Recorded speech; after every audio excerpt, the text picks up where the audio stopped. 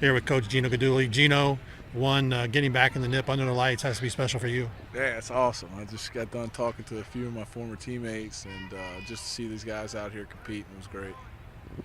What is it like for you being a guy whose name's up here in the stadium, but like you said, former teammates coming down, spending time, reconnecting with the program maybe they haven't been with the last few years, and them showing that excitement of seeing one of their own back here?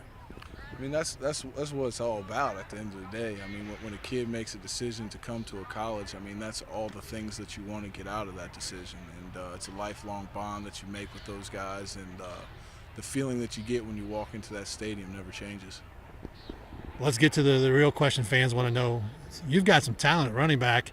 Everyone talks about Mike Boone, but you've got some younger guys there pushing as well. How excited are you to see what these guys will do this fall?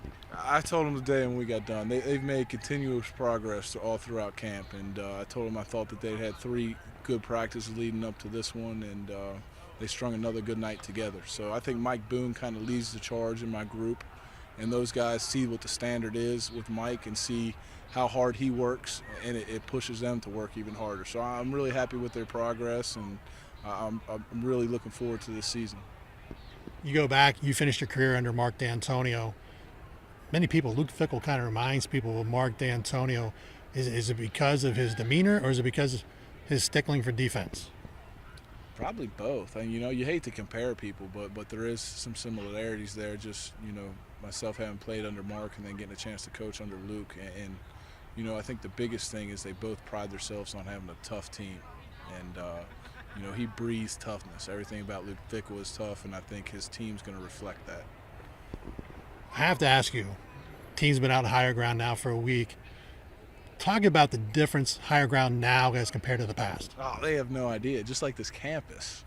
I tell my guys all the time that they don't understand how good they have it. And you go out there and you're having these nice, cool days, and they got 2 turf fields and this glorious cafeteria, food to eat, and they need to see some pictures of the dirt fields we practiced on, where we actually had to practice twice in a day, and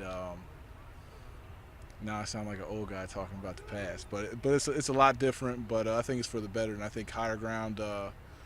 At the end of the day, you get what you put into it, and I think our team's really coming together, and I think the culture that Luke Fickell's built is, really coming together for us out there in training camp.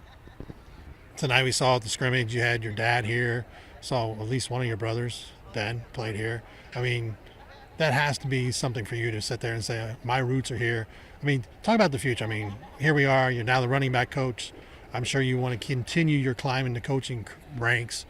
One day, would you like to be the guy who's in charge of this program?